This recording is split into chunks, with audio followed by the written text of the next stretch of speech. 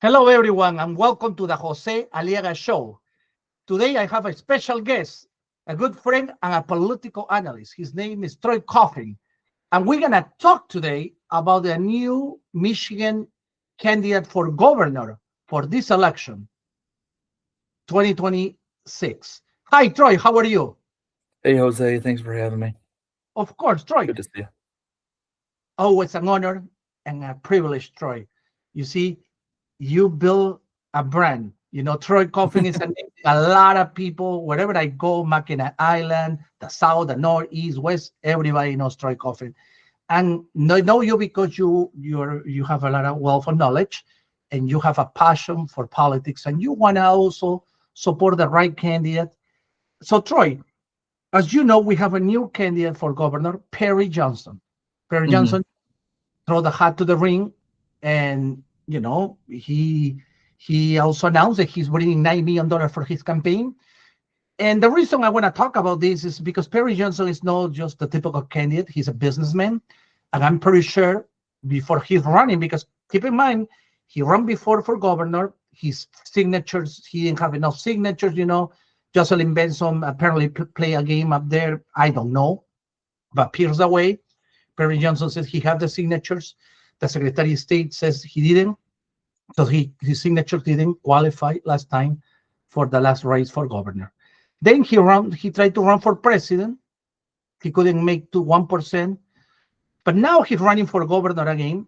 And many people saying that the reason he's running is because the Republican Party still has something empty. And maybe he done a poll before he's announcing to run, and the poll probably showed that he has certain chance, or maybe he can bring something to the table or to the Republican voters than the other candidates didn't bring. I don't know, but I know you can clarify that for us. Troy, what do you think Perry Johnson is running, or he's just running because he wants to run? What do you think? No, people, such as Perry Johnson, people on his level, they don't just run just to run. He did some digging before. He clearly did some digging beforehand, and evidently he doesn't think the field of candidates is as strong as people thought initially, and so he's pursuing the opportunity because he feels that among the people running that he's got a great shot to win. People like Perry Johnson, you're talking about someone that's got, I don't know how wealthy he is, but I know he's a multi-millionaire. People of his status, they don't run without investigating the field first and calculating out the numbers. And so I think he thinks that he can reach enough people to win the primary. He's not in it to lose. He's not in it just, for the sake of running. He's in this to win. And I truly believe that. I truly believe that he feels that he's got a great shot and he's in it to win it. I see. And you see, yeah, he's somebody who knows statistics, someone who is well prepared. He's a successful business guy. And I think it's a good mix of candidates for the Republican Party. Now, he thinks he's going to bring the business approach to the governor's office. And, he very well may. We'll have to wait and see. True. But out of all these candidates, some criticism, some people always says that Mike Cox has the name ID, bigger name ID in the political landscape. What do you think about that? Do you think Mike Cox is going to be that challenger? Or maybe John James, which is called a Republican racing star, is going to come and get the fight? Because usually come down between two, sometimes, So, or you think maybe Aris Nesbeck will arise again?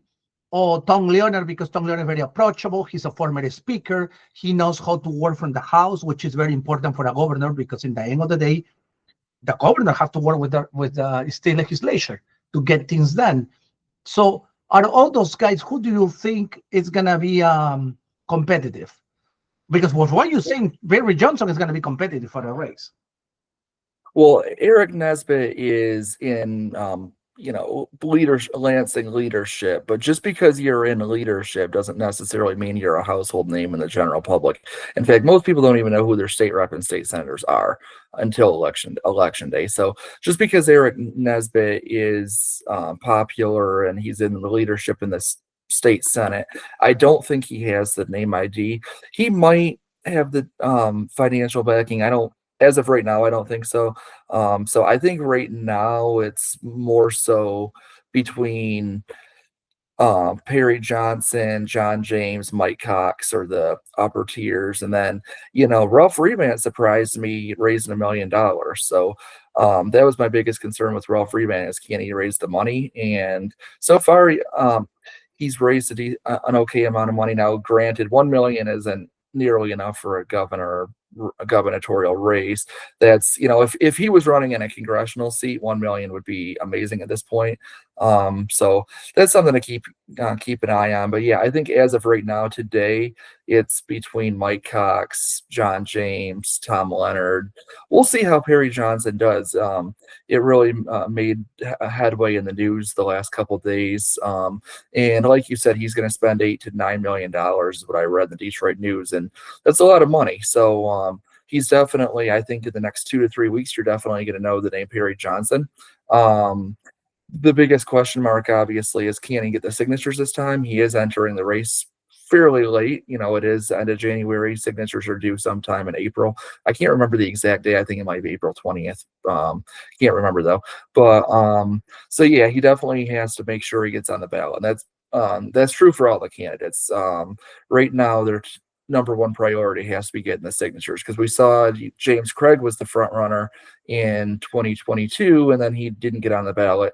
They invalidated some of his signatures, which is another thing, is you don't want to get complacent with the signature requirement, because they're undoubtedly going to cancel out a certain number of your signatures. So that's why, for a governor, you need 15,000 signatures to get on the ballot, but that's why you really want to get 30,000, because they're going to invalidate some, or possibly they might invalidate a bunch of those.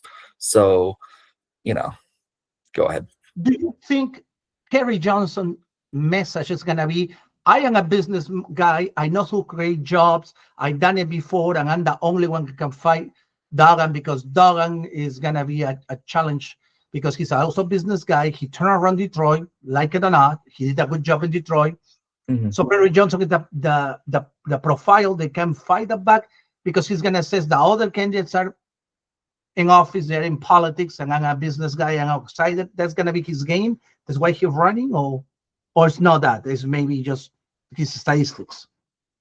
Well, I'll tell you what. Perry Johnson has John Yob running his campaign now, and John Yob's been doing this a very long time. I know John Yob has deep connections to the White House, so I think with John Yob at the helm of his campaign, there's a good chance he, at some point in time, earns the Trump endorsement. John James, I know, or I hear rumors, as of now it's hearsay until it's confirmed or verified by someone that I trust, but I'm hearing rumors that Trump wasn't happy with John James for leaving Congress and leaving that Macomb County seat vulnerable.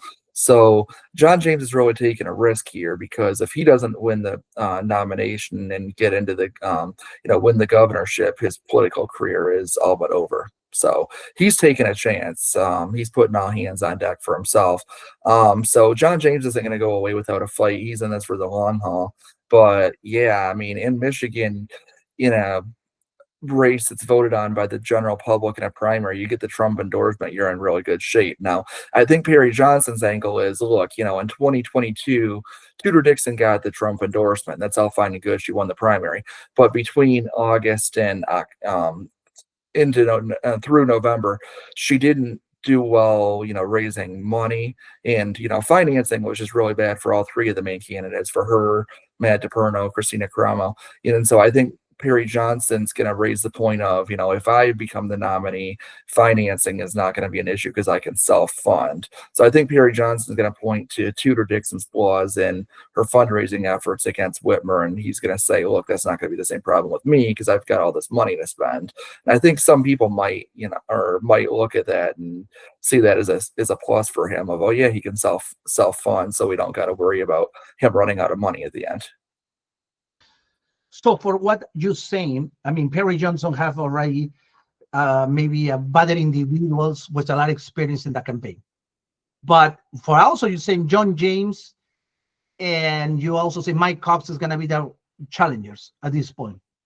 Well, like we said, like you said, pardon me, Mike Cox is well known in Michigan. Now, he has been away for a number of years, and so some people have forgotten who the Coxes are. But there's still some people that know them, and they're still pretty well connected in terms of the Lansing lobbyists. They know who to go to for fundraising, and they know all these people. They know these news anchors. They know the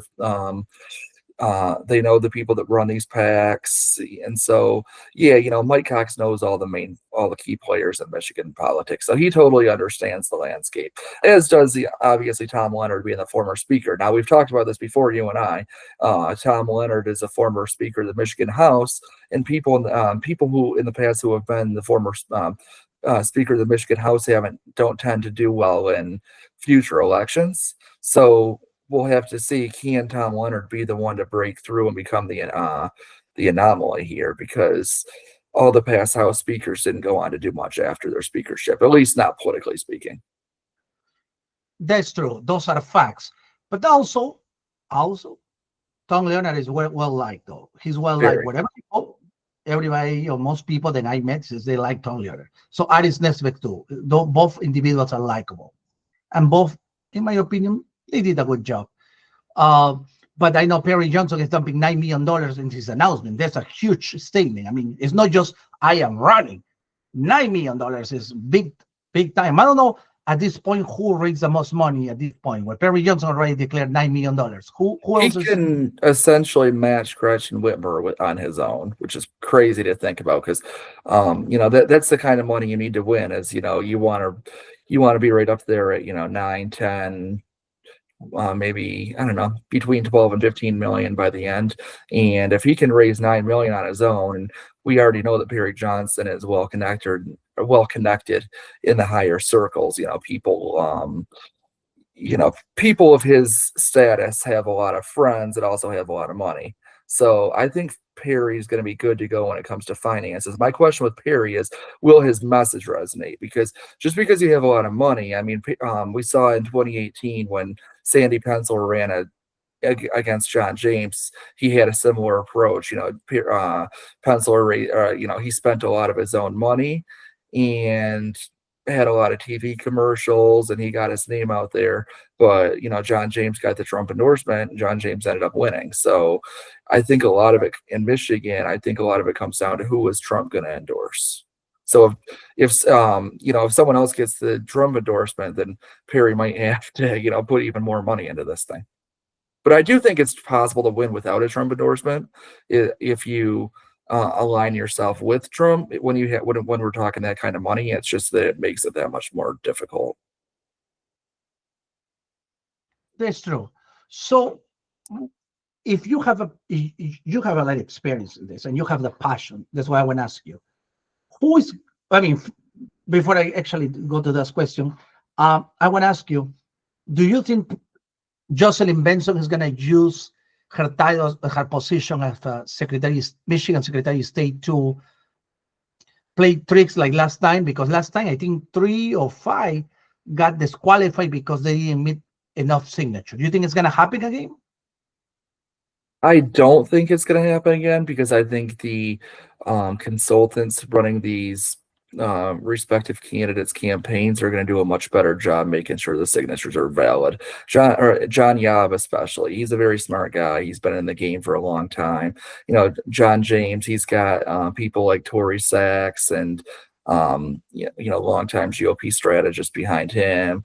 I'm not sure who Tom Leonard, Janelle Leonard, his wife, has been in the game for a while. She's one of the top Michigan consultants. So all these people have pretty competent people behind the scenes. And so I think that they're going to proceed with caution this time because of what happened to James Craig, Perry Johnson, and a few people down the list last time. They're going to be a lot more careful this time. So I don't necessarily know that the signature requirement will. I think the biggest question mark is just, can they get the signatures? As long as they can get the signatures and get them in early, I think they'll all be okay. Good point. So what is your guess? Who's going to make it to the, who do you think is going to be the top 2? Who's going to be by the primary? The primary is in August, right? For governor. So who do you think is going to be neck and neck out of all the candidates? I initially thought it was like a three-way Okay, three-way. between I initially thought it was between John James, Mike Cox, Tom Leonard, but with Perry Johnson entering the race, um, it's gonna be a weight game because like you said, he's gonna have like we said, he's gonna have a lot of TV ads. So I think we'll get a better I think we'll get a good picture here in the next couple of weeks because I think if Perry Johnson, I think he's gonna jump into this thing. He's gonna have a lot of TV ads out there, but if his ads aren't resonating and he doesn't feel he's got the backing to win, I could also see him maybe stepping out of it too. You never know, and that's true for any of these candidates. If they feel like they don't stand a chance come August, they might jump out of this thing. So it's tricky to say who's going to stay in, who's going to jump out, but I don't sense that with Perry. I sense that he's all in. But a lot of these people have aspirations to continue. Perry Johnson's up there in age, so I think this is his final shot to prove himself. However, some people like Tom Leonard, Eric Nesbitt, they're still relatively young guys with a bright future potentially. So if they don't feel like they're shot, or if they don't feel like their polling is good enough, you might see someone might surprise you and exit the race and try again another time. I see. Thank you, Troy. Thank you. It's a very good analysis about the political landscape in the Michigan governor race. Maybe I want to ask you something else before we finish. What do you think about the Michigan Attorney General race? I know you went to the Republican debate, and they're gonna face a good Democrat challenger. What do you think? Do you think whoever out of those two have a shot, or you think the Democrats secure that position? I kind of liked at the end when Doug Lloyd said the thing about, ladies and gentlemen of the jury. That was kind of funny. But no, I think Doug Lloyd does a really good job at, making legal concepts simple for people that are not legal-minded people. I think Krajewski, however you want to pronounce his name, I think he's a lot more technical. When he speaks, he's a lot more technical and uses a lot more, complex language. And so I do think that Doug Lloyd kind of simplifies and, articulates himself a little more to the general public. But yeah, I mean, I have confidence in either one of them that either one of them can do it. I'm seeing a lot more of Krajewski on social media than I am Lloyd. So I think Lloyd kind of needs to get out there a little more. But I really like Doug Lloyd. I think he's a good choice. Good. Well, thank you, Troy. I appreciate a lot your time, and thank you for sharing your knowledge with people. And I know it helps a lot because many people doesn't know all these individuals or who's running but this information is going to be good for people that are watching the video today. Thank you so much, Troy. Yeah, it's going to be interesting because neither Krajewski or Doug Lloyd have strong name recognition statewide. So they'll have to, align themselves with whoever runs for governor, and they'll have to do that fairly quickly. True. And it is true. And they have to probably raise more money or campaign harder than ever before because both of them don't have name ID. That's right. And I think the Democrat challenger have a name ID, but we see. I mean, we see many races and we got surprised. Sometimes it's not about the money, sometimes it's not about the name.